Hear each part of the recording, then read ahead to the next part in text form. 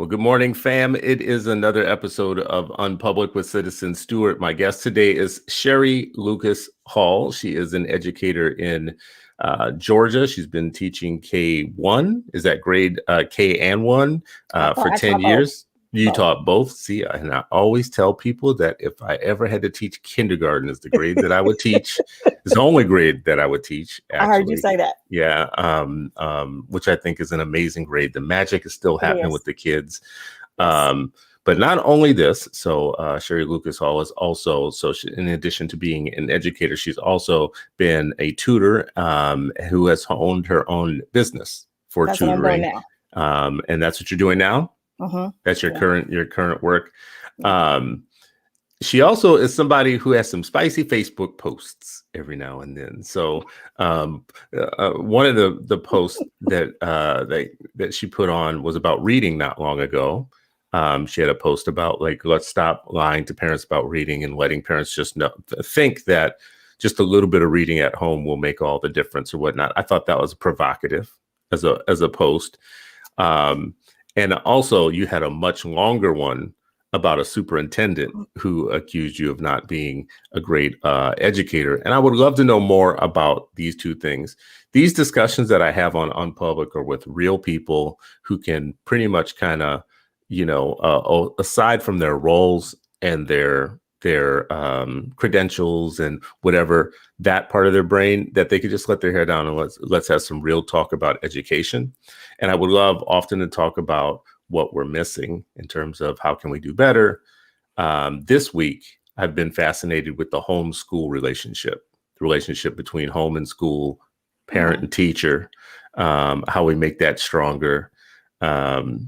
How come some of us think our kids are angels at home, but then when they get to school, they're not angels in the classroom.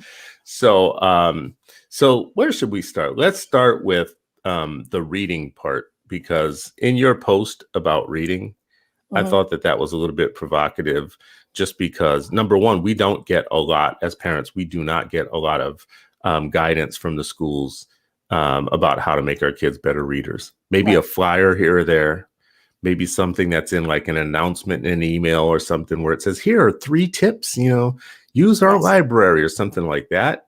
But especially when our students start falling behind, I don't think that we get all the best advice about reading. So why don't we start there? What was your post about that you wrote about the reading thing? Don't make me lie. I've written so many posts because here's the deal. When I left the classroom in December 2018, I had been studying the science of reading. I didn't know that it was the science of reading. I found elements of it. I started finding out how important phonological awareness was, how important phonemic awareness was. And when I left the classroom in December, in January, I found a group called Decoding Dyslexia of Georgia. It was in that group at the Swift School in Atlanta that I found out about the science of reading, and from Emily Hanford. I know you've had her on, but I had listened to her last, I think Hard Words was the last one maybe. But that was the one I heard in September around 2018. And so I knew about the science of reading. I knew it then. And I realized that, all of the stuff that I had been looking into, because I had been in the classroom for 10 years, all the stuff that I had been looking into, it kind of like clicked. It was a light bulb, and that everything that we were doing in the classroom wasn't good enough. It wasn't good enough to tell parents that they can help their kids learn how to read just by reading to them at home. It wasn't good enough. What we were doing in the classroom, we were missing some foundational stuff for reading, for teaching reading. And I was blown away because I had a master's degree. I was teaching in the classroom. I had been in a classroom for 10 years as a teacher. I had been, at the school for 14 years total. I thought I knew what I was doing with a master's degree. They told me, all the stuff they told me about, making sure your space was full of reading materials and making sure you were reading to your students and filling the environment. All that. I was doing all that. And I was doing the extra homework to make sure that my kids were getting everything they need. And then when I went to this meeting and I heard Emily, I'm like, we're not doing enough. All the stuff that I'm doing, and we're still not doing enough. We're missing some real tools that they don't have that we're not teaching. And I was freaking. Because what I realized was that all these kids, I mean, I literally start to see faces of kids who I knew exactly what they were dealing with. And I'd seen all these elements of issues and concerns that they start to show that they can't read and they may have dyslexia. And I started seeing all this stuff and remembering all these kids. I'm like, oh my God, I've been in this classroom for 10 years and all these kids I missed. I didn't do it. So it was hitting you that that with all your training, your background, your expertise, and your experience, there was still something that was missing, which to me is pretty amazing. Because, you know, you had that discovery and then you were able to do something about it. But how many other people had that same like issue and didn't know it even? Yeah. And then not getting the help. That was another big issue for me is that, let me say this, there was never a time I didn't want to teach. I can't remember a time when I didn't want to teach. I didn't start teaching because I had a kid at 20. And I said, okay, I can't teach because they don't make no money. So I'm like, yeah, I ain't doing like that. most people. Yeah, I ain't doing that. So I decided to go into business. And that's what I did. I went into business and got a degree in business. I'm like, yeah, I can make some money. I came out, and this is when the first time I got mad. I came out with a degree in business, right? Got a job. My first job, they offered me $24,000 a year and tried to send me to Oklahoma. Oh, wow. So, yeah. In business. Yes. Oh, I wow. was so pissed. I was so pissed. I was so mad. Because I'm like, hell, I could have went and got my business, my teaching degree and taught. So I went in late, needless to say, because I stayed in business and got the anyway, I got out of business and decided to, I go to teaching when my youngest went to school. That's when I decided to teach. And so there was never a time that I didn't want to teach. But when I got in this classroom with a master's degree, I just knew, I'm going to do this. I'm going to knock this out of the park. I'm going to make sure, because I had been in the school, same school now, for 4 years before as a parapro and after school teacher. So I was seeing the struggles. I was already seeing the struggles. These were our kids. A lot of them were ours. It was a Title I school. So I'm watching these kids and I'm thinking, okay, now that I'm a teacher, I know what to do, right? So I had the 4 years. I'm like, okay, I got it. I got it now. I got this master's degree. Okay, now I know. Got in there, and for 5 years I struggled. Literally for 5 years I struggled. I love teaching. Wow. Didn't change it. But I didn't have the tools I needed to understand how these kids learn how to read. And what I found out in a few years ago, when I guess in around 2019, when I first discovered the science of reading, I found out that this stuff is 40 years old. So I'm in this classroom, and then I started getting mad. That's why you see that's why the posts get longer, because I got mad. I'm like, wait a minute, hold up. You mean tell me I went and got a master's degree, paid for this to get this master's degree, went in this classroom, and I still didn't have the tools I needed to teach these kids the right way. I see dyslexia specifically has a component where a lot of the children have ADHD. They have social emotional issues, because this struggle for them, it starts early. It starts as early as pre-K. They know, the kids intuitively, I think they know that they can't do this. They know that it's not clicking. And like I said, I've watched kids do this and do this and think, no, don't do that. And they don't understand.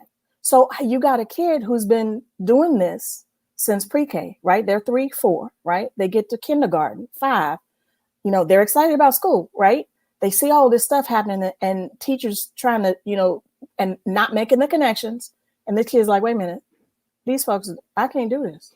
So let me try something else to get the focus off me or get the focus on me, so I don't have to do this work, right? So now you got this kid who's dancing on the desk, running around the room, talking to his friends. That's what I was talking about. Yeah. Under the desk, doing everything but the work you didn't ask them to do. They go to the bathroom 50 times. They, they want a pencil. The pencil don't work. The eraser broke. The crayon broke. I mean, the gamut. And then you have some that have serious issues outside of school, in their homes, dealing with all kind of stuff. You got daddy just got taken to jail last night. They came. You saw all this. You 5. They didn't take daddy away, and now you got to get up and come to school the next day, and sit in a desk and work. Are you kidding me? Are you kidding me? I'm grown. And if I see my father get taken to jail, I'm gonna have an issue. But you're expecting 5-year-olds that are dealing with that at home. Mom didn't come home last night. Nobody came home. I hadn't eaten. I got to go to school. Now, mom Mm-hmm. comes home early, gets you dressed, and shoves you out the door. You haven't eaten anything. You didn't sleep well last night. And the idea that you were in a Title I school, for people that are watching who may or may not know what that means, but if you don't know what that means, Title I is a federal program that sends supplemental money, meaning that it's not supposed to supplant, it's supposed to supplement the money you get for schools that have high concentrations of young people in poverty. So if you're at a Title I, so-called Title I school, that means that you have a school with a high concentration of young people in poverty, for one. It's also supposed to mean that they're supposed to get the regular amount of money, but they're supposed to get the Title I money on top of that for more intensive services or enrichment services.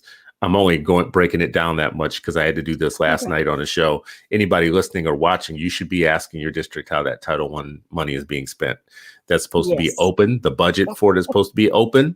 And there's supposed to be a Title I committee in these districts by federal law. There's supposed to be a committee of Title I parents who get to look at the budget to see how that money is being spent. I'm only saying that because I was riffing a little bit off of where you just left off. You have a student that may have seen their father get taken away last night by the police. You have a student might be encountering other things in life that are challenges or traumatic. If you're in a Title I school, you might have more of that. So you might have like a concentration of that. So now you're a teacher in a classroom. I don't know how. And I had EIP. You had EIP. So I had EIP students. How many kids do you think you had in your class when you were when let's say a kindergarten class? What would be a normal number? It was always 20 to 24. 20, 24 kids. Yeah. Who may all be having some sort of experience. At least half of my students were having experiences. Yeah. At least half. Yeah. And this is what we don't talk talk about. Range. It was a range of stuff. Yeah. And this is kindergarten. Yes. You also taught first grade, but yes. This is kindergarten. So how are you as a kindergarten teacher, when you're looking at these kids, are you seeing down the road what's going to be an issue, like for the other grades? Are you saying to yourselves, like, we're at the starting point here, this is the beginning? I'm seeing the issues way beyond school. I'm a Black woman. Bottom line is, I'm a Black woman. I've lived Black experience, and so what I know from our history is that I'm in kindergarten knowing that this kid, if nobody gets a handle on what his issue is, he is probably not going to finish grammar school, let alone finish middle and high school and go into college.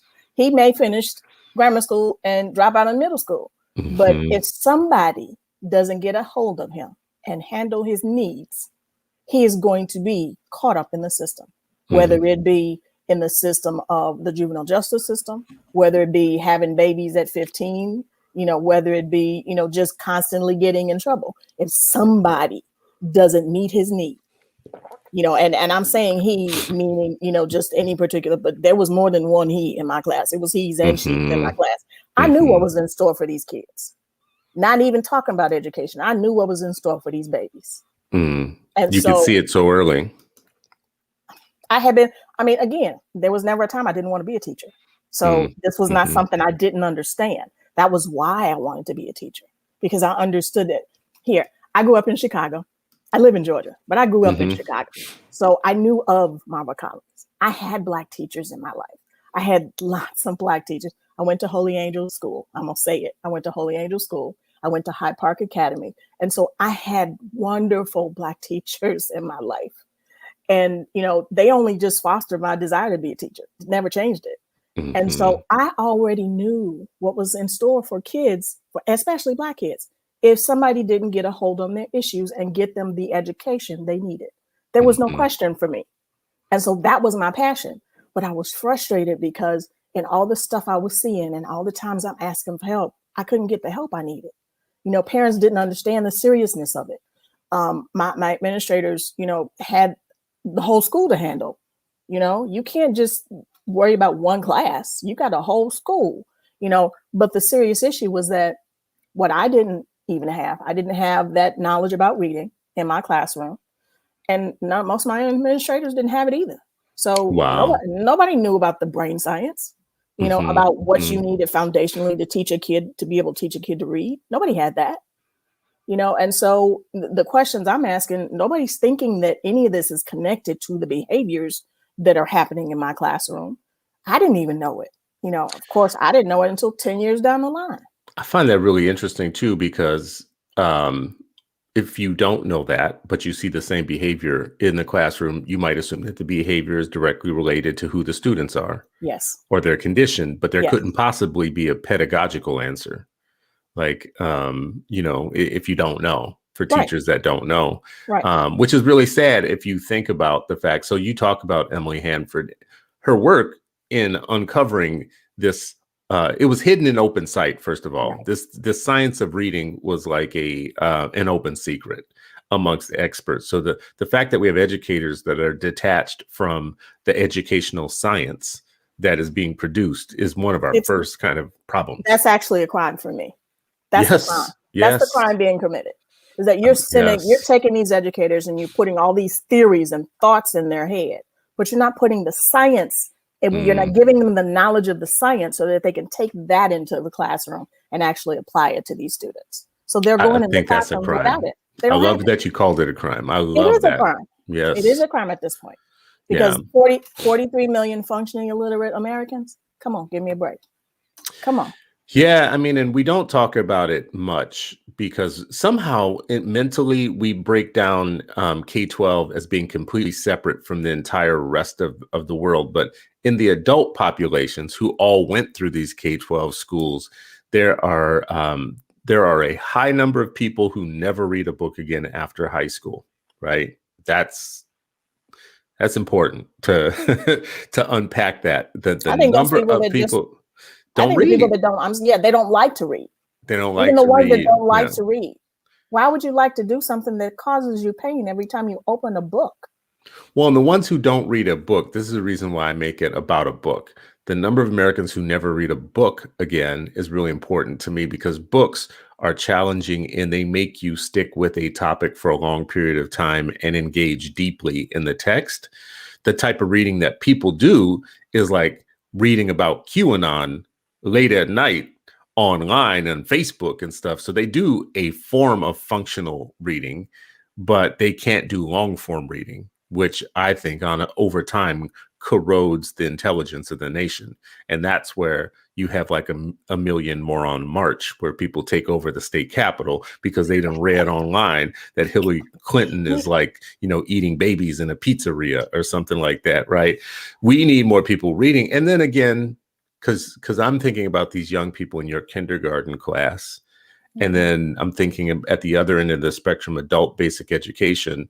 Right. You think about people who are in prison, the illiteracy rate in prisons is so high. It's like, I want to say 80%, 77, 80%. It starts early. It starts early. So that's why I was asking, when you see these kindergartners and they're having some issues, are you thinking to yourself, this is more serious than them just having an issue here? This could be a life problem, That's always my thought. That is, especially when I see a Black boy, unfortunately. I have a Black daddy. So and I have black nephews, and I know what this society does to our men. I can't. My father raised me so that I understand very clearly what this society does to our men. I have no question. I have no rose-colored glasses. This society doesn't look highly on Black people, just in general. And so when it comes to our children, like this little boy that that lady made clean poop and tissue out the toilet, they can do stuff like that because they don't value our children. 5 years old too. So, I mean, damn. So I don't have any kind of happy thoughts about how they see our children. I don't. And so when I saw these kids, when I took the EIP class, early intervention program, I knew that most of my kids would be on the low end. But for me, it was okay, I got to figure out what it is that's making them low, and I got to fix it so that they can have a better journey through their education. That was always my goal. I'm going to fix whatever this issue is. They're in EIP for a reason. People are chosen to put them in early intervention because they see that there's a problem. Okay, so I need to figure out what that is, and I need to go ahead and meet that need so that they can, go ahead and go through education and have a better possibility of Yeah. success. So before you discovered the science of reading, what were some of the things that you were learning that were making you successful in managing a classroom, helping to manage behavior? What were some of the strategies and the tactics and things that did work?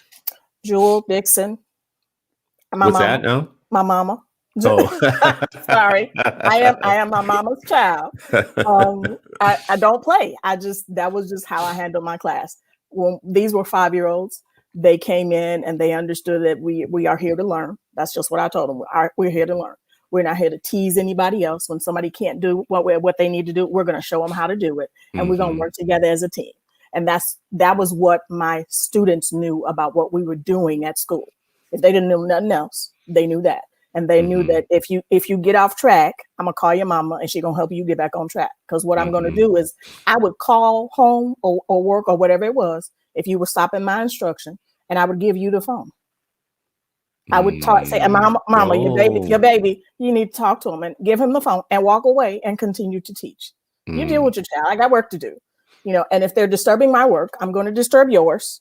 And you're going to talk to your baby and try and get him back on track. And then we're going to go back to work. Wow. Bottom line, I like that one. Yeah. I was there to teach. I didn't have time. Yeah. I knew that these were EIP students. Bottom line is they don't have time to waste. They've already been pegged as EIP.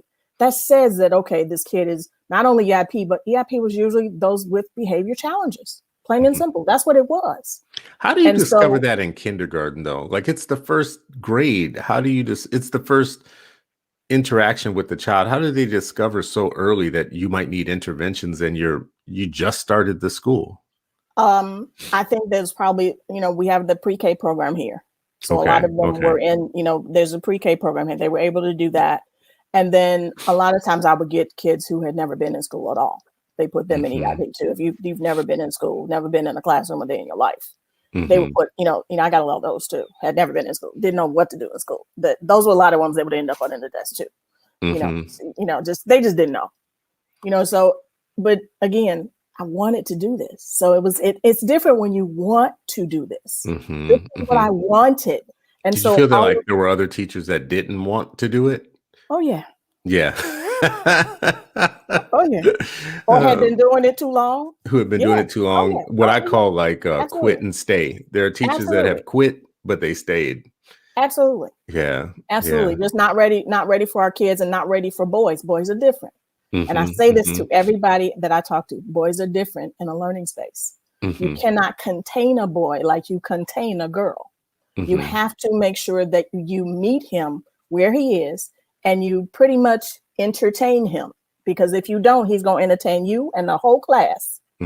So you've got to be ready for the dynamics of what a boy brings, because they bring something different. A lot of times, I would allow my boys to stand up and work or to sit under their desk and work. And people will walk in my class and go, why is he standing up? Because he's still working. He ain't bothering nobody. He's doing what he's got to do, but he just can't sit still. And so I let him move. As long as he gets his work done, I don't care. As long as he's not bothering anybody else, I don't care. As long as the work's getting done. As long as he's getting his work done, and I know that he's understanding, I'm not going to bother him. If he needs to stand up, baby. This whole bathroom thing, no. That's so I crazy. told my kids, go to the bathroom when you got to go to the bathroom. They knew. They just get up and go. But when I wasn't there, of course, you have people saying you got to raise your hand. No, they don't know when I got to go. How am I know when they got to go? Go. Yeah. You know what? And that's one of the things we talk about it so often. Are we preparing kids for life? I mean, can you imagine being at work, like having to raise your hand to go to the bathroom? Like, is that really what you want to teach your young people? I don't want to teach my young people that it requires permission to go to the bathroom. I'm sorry. I'm trying to raise free people. And permission to be who you are. Permission to and something so basic as that is like, you need to learn how to regulate yourself at least that much early on, not need to have to raise your hand. Right. There's this bill in Tennessee that I wanted to ask you about. The bill is basically saying that a teacher can have a student permanently removed from the classroom. If they follow 6 steps. Yeah, there's like 6 steps. So if they follow these 6 steps, and I don't know, I think the 6 steps involve like a warning, principal becoming involved, a parent conference, and a criteria for asking a set of questions. that have to be answered before you can do it. But then once you've satisfied those steps, you can have a child permanently removed from your classroom. What do you think when you think about a bill like that would give teachers the power to remove students permanently from their classrooms? My question is, why not teach the teacher? Why not educate the teachers on how to deal with the behaviors? Instead of removing those kids from the classrooms, the kids' behaviors come from somewhere. I read a book called Overcoming Dyslexia, and I've read quite a few books, but the Overcoming Dyslexia book told me that kids' behaviors come from somewhere. They are the kids asking for help. And if we are the adults in the classroom and we, see the behaviors and we're not asking questions about why they are happening, there's something wrong with that just off rip. There's no way that you got to follow 6 steps to get a kid kicked out of your classroom. You need to figure out why those behaviors are occurring. If you got 6 times to have that same behavior occur, why is this kid behaving that way? What is the foundational thing that's causing? What's the root? Deal with the root. Don't just put a Band-Aid over it, because it's not going to change the behavior. And then he's going to miss his academics. What's the point in doing that? He's at school to learn. You need to learn as a teacher and administrator. They need to learn where those behaviors are coming from and begin to address the need of the child. This is, you're probably going to see more of this. And this is why, because this discipline conversation has been on 2 tracks. One track has been like the more therapeutic side of things. So like in I don't even know if you call it therapeutic, but like here in Minnesota, there's a bill. I think there's a proposal to eliminate suspensions for kindergartners through 3rd grade, which you would have to say, y'all suspending kindergartners? And the answer is yes. The Minneapolis Public Schools actually put a ban on suspensions for kindergartners through 3rd or 4th grade. And something weird happened, like suspensions went up. And I don't know how that works. I don't know how you like ban something and then it backfires so badly. But what teachers have been saying is, in different circles, is that they don't get a lot of support, that you could have a kid put out for bad behavior and they're right back in within a day or two with no difference. With a sucker and potato chips. With a sucker and potato chips. Yeah. Back in your classroom again, like it not having been anything that they learned from. And you have teachers that saying like, listen, if you're going to judge me and rate me for how far I get in my work with my students, you can't make me keep students in my classroom that are disrupting. You have one that are disrupting the other 25 to 35 students, right? And it only takes 1 or 2 students to kind of throw you off track. So that's partially where I think some of this is coming from. And in Minnesota, there was also the teachers, the Minneapolis public school teachers were trying to negotiate a clause into their contract that would have stopped the district from taking any transfer students from other districts if that student had any discipline problems. I know about that one. We had a lot of people leaving other schools and coming to our school. Coming to your school on purpose. We used to get a lot of behavior issues from other schools. Yeah. It's like we were taking in everybody. See, that's what's so interesting to me, is that it's a known problem that people, that kids get squeezed out of certain schools. They get squeezed out. We also had a situation in Minneapolis where it was called administrative transfers. So they were just picking up students out of classrooms. If maybe you got in a fight, maybe you got loud with a teacher, maybe you did something in the hallways, like deface something or whatever, they would literally just pick you up and put you in a different school without telling your parents. What? So so we had kids whose parents were like, what do you mean you're going to Roosevelt High School now? And it was like, oh yeah, that's where I go now, Mom. And it's like, no, you don't. You go to Edison High School. No, I go to Roosevelt now. Really? When that happened, right? Dang. And it was happening to Black males. It was happening to Black males. That's who it was happening to. So schools were able to say, kind of, you're a problem, I don't like your attitude, type of thing like that. You're going to a different school. And this is what we do. I mean, this is the problem. Like, I see so many different angles on this. In your position, you're looking at kids that have problems and you're trying to think of how you could do better. I wonder what the parents on the other side of those same kids are thinking. I know they have Well, I would hopes and tell dreams, them. so We had you would tell them. conversations. We had conversations. I wasn't going to play. I couldn't do this. I've heard somebody else say, and I've been saying this for a long time, a child is like a three-legged stool. That child is on top. You've got administrators, parents, and teachers on the bottom. If any one of those legs doesn't work, that child is going to falter, period. And so that's what it was for me. This was a kid, but I needed administration. I needed their parents to help me because they don't go home with me. And I used to tell them let's say this. I am a proponent of discipline, and I mean, as in, I'm gonna give you a whooping. So to keep Really? kids from asking to come to my house, I tell them, if you come to my house, I gotta be able to whoop you. You can't come to my house because I can't whoop you. And they would start telling each other that. You can't go to her house because she gets whooping. Right. So, but bottom line is we have to have a joint. We've got to be working together. It has to be teamwork in order to make sure that a kid is successful. If any one of the legs doesn't work or is lopsided or is broken or whatever it is, then the kid's going to topple. And so I had to get my parents in with me. I needed them.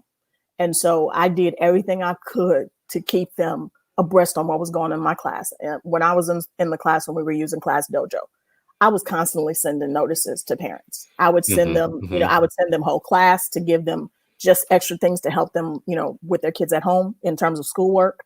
I would send notices to parents if somebody did really great. I'd send notices to parents if they were doing really bad. The Class Dojo was my friend.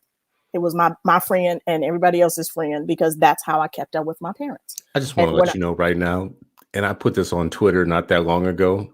Class Dojo, you just hit my button when you said it. We got to stop educators from using 18 different platforms. We've got like 3 kids in schools, and the different platform is Seesaw and Classroom Dojo and the Google's Classroom thing, and there's another one. There's a Remind. Alex. Remind is another one. Remind and Epic, and I know about all of them, but I didn't. The only one I know about all of them too. I don't want to know about all of them. We just parents. We don't need to. We don't need to be tech all stars. There's one where they read books and it lets you know how far they've gotten in them. Right? Is that Epic? Epic. So that's actually a good one. That is good, but I mean, on top of Seesaw, and there's one where you get the grades. There's another one where it's like progress reviews and reports, one with assignments. Did you get all your assignments done or whatnot? I mean, man, after a while, you like an air traffic control and don't have more than one child trying to keep up with more than one child. I'm gonna write a letter to Mr. Biden and ask him to pass a law that says we can only use one platform, just one platform universally for everybody. Yeah. Make it a good one because. But you can Class Dojo. You can take pictures. So you can take pictures of their grades and send them through Class Dojo. Wow. Trust me, I was using Class Dojo for everything. I would take pictures. If we used a whiteboard as an assignment, like during math, I would take picture of the assignment that we did in class, send it home and tell the parents, this is what we were doing today. This is what you can do to help your kid at home practice this skill. So I was taking pictures and sending them home. And was that when you say sending them, was that coming through text message? I believe it's either email or text. You can do both. Okay. It does feel easier, especially since I have an iPhone. It feels easier, the text messaging, because it pops right up with your text messages and you can type back. And that's a pretty solid communication tool. It feels like everybody has either an Android or an Apple phone. So it's easy. It's in your hand already. You're getting text messages. Right. Michelle Newell says, nah, Chris Stewart, stop complaining. These are great systems. Man, there's too much great. There's too much great then. If they're great systems, there's too many of them. Well, maybe they could use different ones at different levels. So Class Dojo could be for elementary, and then some of the other ones, more advanced ones, could be for middle and high school. Yeah. I can see that working. You know where it gets like tricky is for a certain number of grades, your young people have one teacher. That's much easier. The one teacher, right? You interact with that one teacher, and you can form a relationship. It's when they start having 5 teachers, right? Middle school and into junior high and high school. Now all of a sudden, especially have multiple kids who have multiple teachers. Yeah. and you're like, did you get the math thing done or was it math? Let me go look and which I one am I had going to to. look at? So I had to at the same time in school. you had, yeah, They were 3 years apart, and so yeah. people can't complain about parents not keeping up if your systems are antiquated, and education systems are just all over the map. They're antiquated. One teacher uses Microsoft products, another one uses Google, one But, like, but it's part of do having something kids. in Apple iCloud. And listen, come on, y'all. It's part of Yes. having kids. We know that when we have these babies, you got work to do. That's not part And of so having kids. That's part of public school. That's what that is. Public school. If you get outside of the public schools and get into some regular schools where they get a little bit more user friendly. Oh no, we only use this particular product or that product or whatever. I saw something a couple years ago, maybe 2 years ago. Peter Bergman is a researcher. He did some research on what changes when you nudge parents by text message, and found very positive results, very in terms of responsiveness, and it's just bite size enough. Yeah. And it comes in a format where they can act quickly. It pops up, blah, blah. Oh, we're supposed to do this week, or we're supposed to go to a teacher conference or whatever. Right. But so many schools are still putting the flyer in the backpack. Well, my kids would come to school and everything that I put in there on Monday would still be in there on Friday. So I stopped sending stuff. If it was certain things, I just wouldn't send it. I'd send it through Dojo. I mean, it's a waste of my time. Our school eventually got smart and made it so that kids semi would get in trouble. I'm not going to say get in trouble because I don't want people taking this the wrong way, but they had a planner that we had to sign physically every night. And if they came back the next day without that thing signed, that would be a problem. So they knew to bug you at night. We had that. Oh, you got to sign this. But listen, y'all doing too much. I just want to say this about schools because I'm complaining as a parent. Y'all want me as a partner. We're supposed to be partners, and we're supposed to be like working together and whatnot. You got these kids getting back problems with the number of things that you're putting in their backpacks, books. The planner done got this thick, look like an IBM binder. Look like those. What are they? This Trapper Keeper thing looks like an IBM manual for the space shuttle. Tangent. Tangent. Right? Tangent. Right. Come on, Chris. Come back. Come on back. Come on back. I'm just. It sounds easy to say that parents should be on top of everything and they should be, promoting their child's blah, blah, blah. But I do not think that schools pay attention when they start layering things on top of each other, that they see it from the parent's perspective, right? They're not making it easy to stay 100% on top of what your child is supposed to be doing. That's my tangent. It's my rant is what it is. Trust me, I've heard your rants. I've heard your rants on a regular basis. There you go. This is important to me. Don't call me a partner if you're not going to help me. I understand. I really do. Yeah. If we had one child, I think life would be more of this would be easy. But you don't. No, we don't. And actually it didn't really become a problem, honestly, like I said before, until they started having multiple teachers. Mm-hmm. And we got to see that teachers have different styles of like, it'll be great with one teacher, and with another teacher, it'll just be like pulling teeth to get information or to find out. Like some teachers, you email them, that email bounces right back, like with an answer, or, hey, thank you for, whatever. Some other teachers, it'll be a week before you get a response. There are teachers where you could be 8 or 9 assignments behind in their class before you hear from them. Yeah. Right. A committee at schools would help. A committee of parents at schools. And I think that's a possibility that schools have committees of parents so that their concerns. But that's what PTA is for, though. That's what PTA is for. I thought PTA was just like to get parents to do stuff for the teachers. It is, but I thought that's where, I mean, I don't know. I guess maybe I'm confused about what I think. This is what I think, that because I was in the classroom, my focus was so much on those students that I really was kind of oblivious to other stuff going on outside my classroom. I didn't really start getting involved in the board of education until now. until I really started doing this study about the science of reading.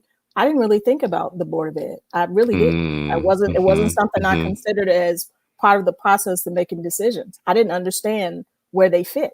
I didn't, because I was in the classroom and I was, paying attention to kids. I was focused on making sure they were learning.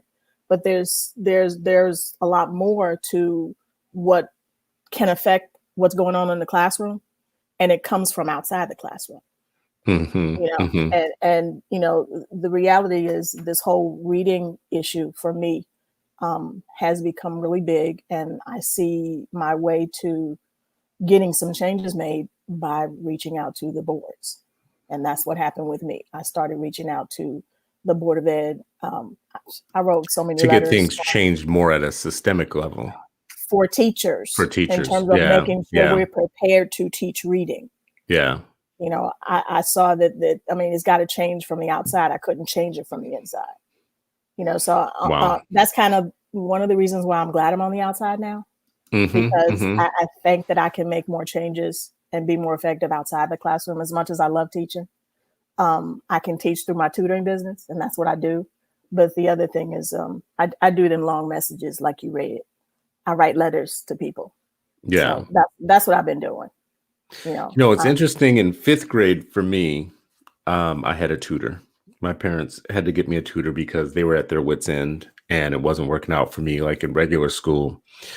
And I still remember this black male. So I never had a black male teacher. So your first was the tutor? So my first and only were tutors, more than one tutor. Oh, wow. So all my tutors were black males. And I think that was on purpose. When my parents were going to pay for somebody, they were like, well, we get to choose who you have as a tutor. We don't get to choose who you have as a teacher. Right. So, but it was interesting to me. I would start making gains with the tutor that I couldn't make with the teacher, like with the full-time teacher.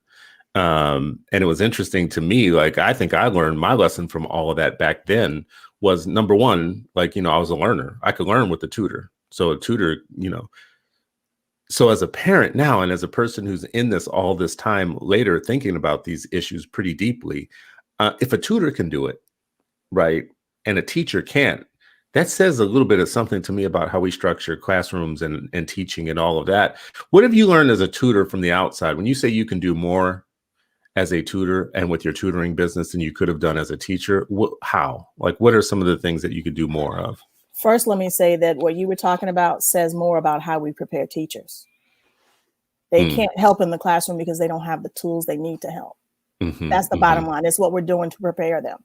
That science of reading, it's not reaching the teachers as they're preparing to teach. So before they even go in the classroom, somebody needs to be making sure that they're equipped, and that's not happening. And so me being outside the classroom, I say that I can help better because, one, I've done a couple of things. I've studied OG. I got an Educator's OG certification. I've done this science of reading studying for the last 2.5 years almost. And now I'm taking letters training. And letters is language essentials for teachers of reading and spelling, just so that I make that clear. But I can do more one-on-one with a student than what I was able to accomplish in the classroom. I only say that because I didn't have the tools I needed in the classroom. With the tools that I have now, I'm sure that I could go back in the classroom and make some gains with students in a classroom as a whole. But I think that I have more work to do in terms of making sure that teachers get what they need. And while I'm concerned about teaching, I'm also concerned that teachers are equipped to do what we go into classrooms to do. And so that's where I'm using my voice right now, is to make sure that some changes are made in what teachers are given to prepare them to teach. That's what's important to me. I love teaching. I don't think that will ever change. I have about, I would say maybe 10 people that I serve. 4 of those 10 are actually paying me. The other ones are through an agency that I volunteer to serve on Thursdays. And so I serve about maybe six kids there. But the 4 kids that I'm serving, one is actually virtual. She's in Chicago. The other ones I tutor face to face. And so I'm in there where I've got a mask on. I don't make them wear a mask, and I'm able to one-on-one. I teach with a whiteboard, a dry erase marker, and some pictures. Wow. That's it. I've got Wow. a kindergarten kid who he's a first grader, and I went to first grade virtually because of the pandemic. In November, he didn't know his letters and sounds. This is now what, March? March. He's now reading small words. He's Wow. reading literally. I was able to use the science and what I've learned to teach him those foundational skills. He's not perfect, but he's reading. He's excited to read. This Mm. kid has just Hmm. blossomed just watching him. His confidence level has gone, I mean, through the roof. He was already pretty, confident, but with the whole language thing and understanding what he needs and me understanding the brain science and being able to teach him in that way, his confidence has just leaped just watching him change. And so just Um, imagine what teachers can do in classrooms if they have the skills, mhm. and right now I know that a lot of them don't have it. They're not ready. Do you think it's easy to teach parents that same stuff that you're learning, that teachers need to learn? Or is there I a version of it that parents could learn? I think parents can learn the same thing that I learned. I think it's Mhm, mhm, possible.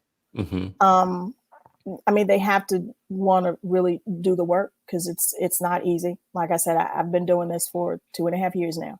mhm, Um, mhm, my first book that I read was called Overcoming Dyslexia by Sally mhm, Shaywitz. That was the first book I read, and that was the first time I realized that a lot of the stuff that was going on in the classroom was because I just didn't know what I needed to know.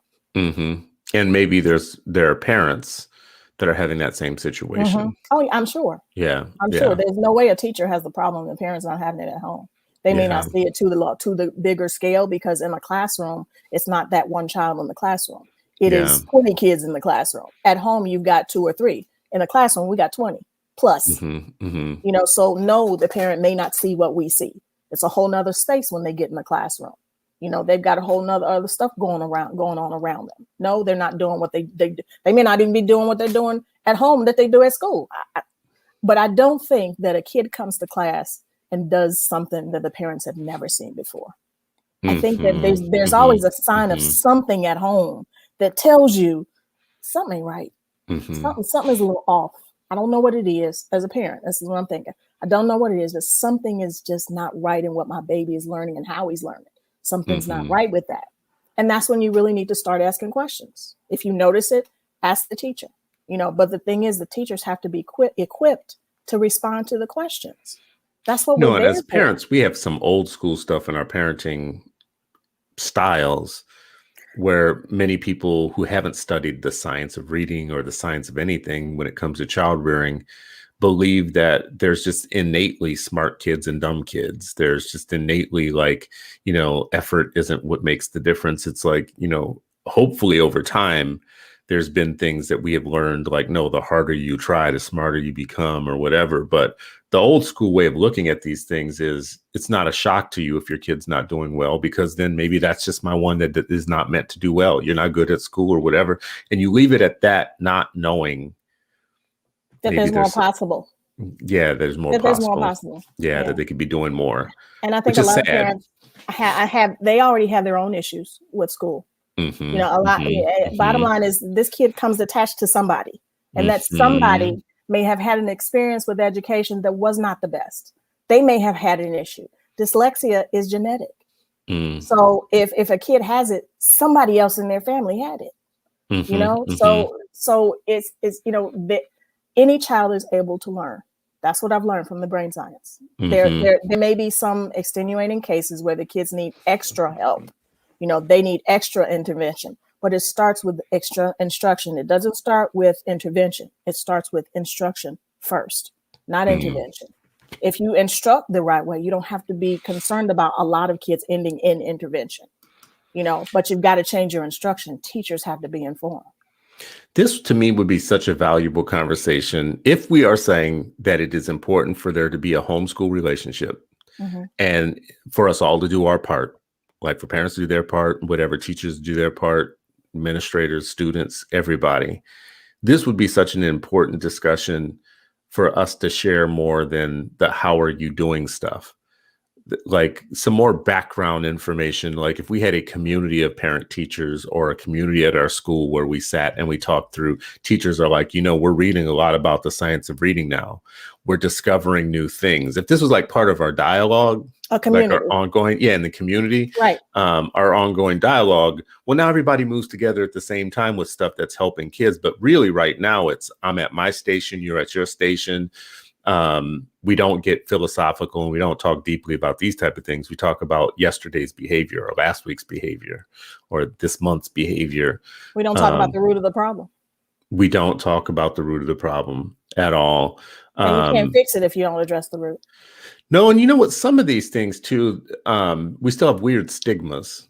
So it still might be stigmatizing to hear from your teacher that your child might have dyslexia. Number one, sounds like a big word that means somehow you're not normal. We don't have to start off like that. We don't have to say your kid may have dyslexia. There's a way to talk to a parent so you don't scare the heck out of them. Come on. There's a way to be gentle with a parent. I'm concerned. I'm concerned about your baby. I'm concerned about your student. This is what I see. Give them facts before you tell them dyslexia. Because it's a big word. It's a big word and they don't understand it. So before you throw that at them, be gentle and start talking to them about exactly what you see, exactly what your concern is. That's like a deep point. So a lot of times we might be discussing the leaves and the branches, but we're not discussing the roots. Not at all. You're skimming. You're trimming the tree. Yeah, but the tree's root is rotten. Yeah. Yeah. And how sad would it be if we stayed there with our discussion? Because as you were warning earlier in this conversation, if that's happening in kindergarten and first grade and third grade or whatnot, it's not like that tree is going to get better and bore better fruit by 6th or 7th or 8th grade. Yeah, that might be even worse when you're even more frustrated because you really know that you can't handle the material now. And that's why they drop out. That's why they drop out so high. Yeah, they start to figure out, I can't do this. They get mad at themselves. And that's the worst part of it for me, is to know that a child is getting mad at themselves, thinking that I'm stupid. Yeah. And they're not stupid. And they're not It's not that they're stupid, it's that nobody was taught. They weren't taught. Yeah. But that's because the teachers that you've had weren't taught. And so and then of course you get that path to jail. That path, it starts early. It starts as early as 4th and 5th grade. Wow. We know about the whole reality that they build prison systems based on 3rd grade scores. That wasn't made up. But that comes from the reality that our kids are not being properly prepared, or taught, because teachers don't know. They don't know. They don't have the knowledge. So we have to start there. We have to make sure they have what they need to give the teachers have to have the skills they need to make sure that they're teaching these students, so that they don't think that they're stupid, so that they understand I'm not stupid. My brain thinks differently. And I've got to practice the skills that will help my brain to process words so that I can read. This is what it's so important to me that parents get this information. When I say that I'm an activist, usually I say like I'm an education activist or an ed activist. But in truth, I'm like a parental activist, because mine came out of a parent. It came out of me being a parent myself, and wanting to activate other parents. Part of that is based upon this conversation that we're having, that states are passing bills right now. I haven't seen a science of reading bill yet, but what I've seen is all these other trim the tree bills, like discipline bills, or to, pulling kids out of class bills. Pulling kids out of class bills are these more punitive things. And even if they're not punitive, they're like, they could be phony compassionate. Like, we're going to stop suspensions at kindergarten. That sounds compassionate, but man, talk about like a waste of time for a bill. You're going to take all that time to write a bill, write a real bill. Handcuffing and pepper spraying children. Oh, Jesus. Yeah. That's not going to help. That's not going to change that's not going to change her issue. That's not going to change her learning difficulty. Teach the teachers how to teach. Yeah. Give us the skills we need to be effective in the classroom. That's what I want. Give us the skills we need to prepare the teachers to go into the classroom and deal with those students that have the struggling issues, those students that have dyslexia, dysgraphia, dyscalculia. Prepare the teachers so we're ready. When we go in these classrooms, we don't have these lofty ideas of we're going to change the world without the tools we need to change it. And again, this is where I think all the activism has to be with parents, because every time you start trying to write a bill about teacher prep, anytime you start trying to change standards or prep or requirements, the educational establishment is deep and strong and very politically connected and has a ton of money. So anytime you start trying to approach these things, the resistance is amazing. The resistance is thorough and resolute. You will not change such and such. First of all, let's just start with the fact that colleges of educations are cash cows for colleges. They're a catch-all that anybody can get into and go through, where it's not, you can't say the same for the School of Engineering. Can't say the same for the pre-med programs or anything else. So they're a cash cow because basically you have a wide funnel that you could take a lot of people in. So when people start trying to mess with how you administrate that cash cow, you're messing with their money. That's almost like messing with their sports programs at the college level. You don't want to mess with that. Aren't we messing with money when we talk about imprisoning kids that haven't learned how to read? I mean, listen, the colleges of education are like, not my problem.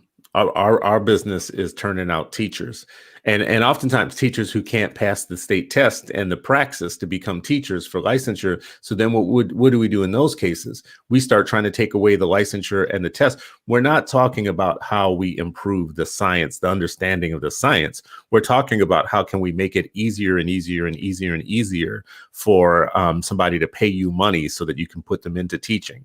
So that's really what we're talking about. That's how we're treating it. Yeah. Not treating it as a profession. Right.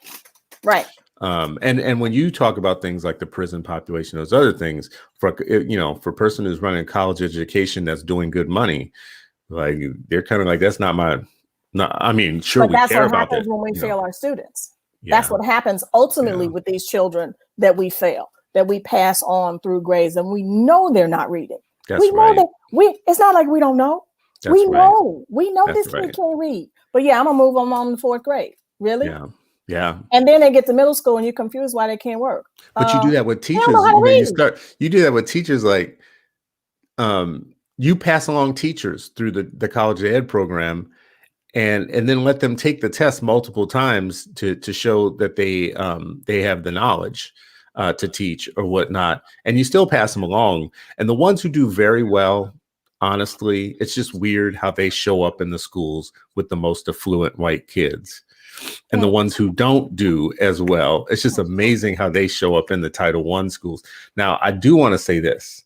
This is not, no one should ever confuse me when I'm saying what I just said as saying that the teachers in the Title I schools are somehow, many of these teachers I'm talking about start out in those schools, and as they get seniority, they gravitate more and more and more to white schools over time. They last more than 3 years. They don't. School 3 to 5 years. That's in our district, it was 2 years tops. Like in some cases, it was a year that gave them enough seniority to kind of move to another level of school. Right. I've seen it. So there are teachers who stayed in those Title I schools over a period of years who became much more. They had more pedagogical knowledge than even the superintendent in cases because they stuck with those schools. And teachers of color are more likely to stick in those schools than white teachers are. So I just want to clear up a few things so I don't get email here. I was getting trolled today. I was getting trolled by Michelle Johnson. Newell. No, Michelle Johnson came after me too. But she wasn't as bad today. She had a comment earlier today, was like, is it really a thing? The homeschool relationship is something that's uniquely American. It's like she was saying her friends in other countries don't talk about it that way, like, the homeschool connection. In a lot of countries, it's just you have so much respect for the teaching profession or whatnot that you don't question anything that they do. I don't know about those countries. Like, I don't know, like you could come here from another country preaching that madness if you want to, but the United States of America has a very specific relationship with its races, like the differences in races. So I can't talk to you about what goes down in Mexico or India, but I can tell you this much. This country has had a uniquely bad relationship with people of color when it comes to education. Yes. So if you're going to have my kid in there, excuse me, and you're going to generate income off of my child's head count, my children's head count, then yeah, we better be in a partnership, because I got money associated with these three young people, and I'm not going to act broke. I'm not going to have you treat me like I'm some charity case. I don't pay an insignificant amount of taxes, and you're raising money on the head count of my children. So you better be putting something in their head if you want them in your head count, because you don't get just the body, Anyways, my soapbox of the day. I should have a banner that goes by soapbox of yes, the you day. do. You do need that. I appreciate you coming on short notice and having this discussion. I hope you come back and we can keep talking. I would love to learn more even about the tutoring business. Yeah, you are in the comments. I see you. I'm always like, okay, we're gonna bring her on because she's in the comments. I think this one thing that you do, though, this tutoring, didn't hit me before how important this is just in general. I hadn't really put two and two together that even in my own story, that's what saved me in some way. School didn't do it, like the classroom didn't do it. Getting me those black male tutors who were sharp, like one was a mathematician and a couple of others were just generalists. They knew how to do school, was a saving grace for me. And you think seeing yourself in them maybe helped you? Just the fact that they were black men? I think it was a contrast between having either bougie black female teachers who disregarded us because it was a class-based disregard, or racist ass white teachers who we just knew from day one that we were like prisoners in their classrooms, versus dealing with a brother who was like talking to you as a peer or as a regular, as a familiar person, like a family type person, who also you could look at and say, oh, damn, he's smart as hell. Right. Like it was the example part. Like, oh, damn, you do this math for real, huh? Like, wow, if you hadn't been exposed, if I had not been exposed to that, for instance, if my parents hadn't been smart enough to say, first of all, my parents were by black people, period. So if you were going to get anything, it was going to be a black person, right? Black accountant, black tutor, black whatever. But I'm thinking like right now with remote learning, how important that could be, how helpful and important it could be to have an army of tutors, like a nation of tutors, especially black male tutors, but just in general, period.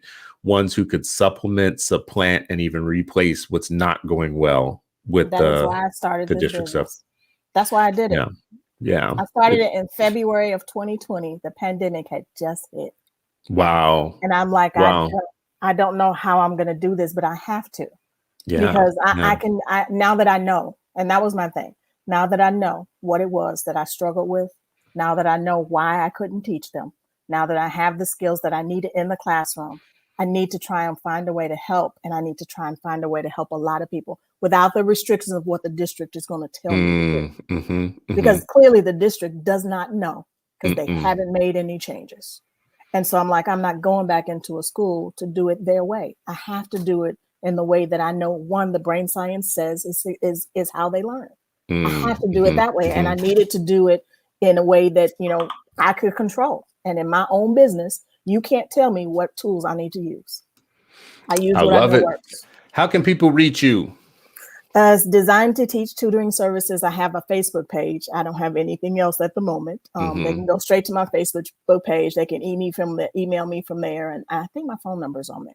But it's designed to Teach Tutoring Services. All right. Well, thank you again for coming on. Thank you for everybody for watching and being so active in the comments section. Usually Sherri Lucas Hall is our guest today, but usually she's in the comments. So you'll probably see her in the comments again soon. Find her on Facebook at Designed to Teach, a Facebook page that she has for her tutoring services. And also, I just would like to say that we need to keep this conversation going and be in community with each other around it, not just like, one-offs. We need to be in community, because things like the science of reading, things like having a 360 view on that child in school. I could do better as a parent. An educator listening or watching this might be able to do better as an educator, but we can glean insights together. Right. and then strengthen this support system that we have for young people. No one's going to do Yes. it by themselves. No heroic teacher, no heroic parent, no No. heroic superintendent is going to do it alone. We're in a real problem scenario.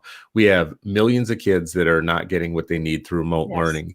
Many of those kids weren't getting what they needed from the classroom before remote learning. Exactly. So we need to just do better all the way around. And I'm talking white, black, Puerto Rican, everybody, just a freaking, we need everybody on course when it comes to making sure that young people are getting all that they need. So absolutely. awesome. Thank you so much. Thank Let's you. Keep working together.